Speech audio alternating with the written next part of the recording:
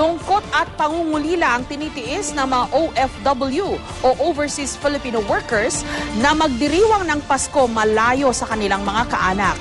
Pero dahil sa teknolohiya, malayo man, parang malapit na rin. May report si Tina Panganiban Perez. Sa higpit ng yakap ni Jason sa kanya misis, parang ayaw na niyang paalisin ito ng bansa. Paalis na si Jocelyn papuntang France para sumakay sa pinagtatrabahuhan niyang cruise ship. Hindi na nga raw sa Pilipinas magpapasko si Jocelyn, hindi pa sila magkasama ni Jason sa wedding anniversary nila bukas. Ang nakakapagpagaan na lang sa loob nila ay ang nakataktang paglipad din ni Jason sa February 2013 para sundan si Jocelyn. Empleyado rin kasi si Jason sa cruise ship na pinagtatrabahuhan ni Jocelyn. Sa nakaraang 2 taon, magkasama sina Jason at Jocelyn na nagpapasko sa dagat, malayo sa kanilang pamilya. Ngayon lang daw magpapasko mag-isa si Jocelyn. Ay, masakit po. Kaya lang tiis po. Pakahirap ng buhay dito sa atin. Ay, hindi ko na lang po iniisip na Pasko.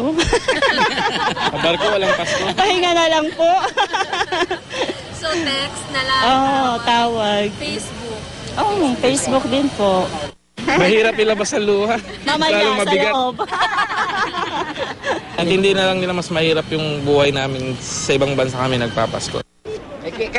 Ang may iwan nilang anak, tinatagtad na ni Jocelyn ang halik at yakap. 9 buwan kasi niyang hindi makakapiling ang anak. Pero ang bata, tila unti-unti na ring nasanay na nagpapasko sa piling ng kanyang lola. Ang sitwasyon nila, hindi na iiba sa maraming pamilyang Pilipinong napipilitang malayo sa isa't isa para kumita. Pero ayon sa OWA, ang mga OFW, hindi lang pinansyal ang obligasyon sa pamilya.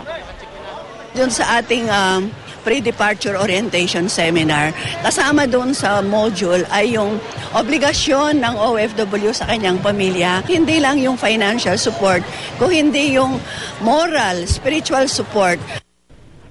At kahit pisikal mang magkalayo ang mga miyembro ng isang pamilya, wala raw dahilan para magkawatak-watak sila. Moderno na raw kasi ang panahon at mas madali na ang komunikasyon. Sa modern technology natin ngayon, di ba, ang communication ay hindi na problema. Hindi naman ganun magiging ganun kalungkot, dahil nga alam naman natin nakaka-Skype yan, hindi ba, nakaka-tweet, nakaka-Facebook. May welfare officers din daw na malalapitan ng mga OFW sa ibang bansa.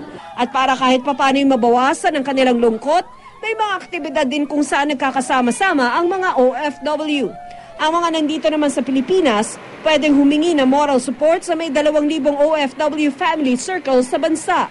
Binubuo ang mga ito ng may 50,000 OFW families. Tina Panganiban Perez, GMA News.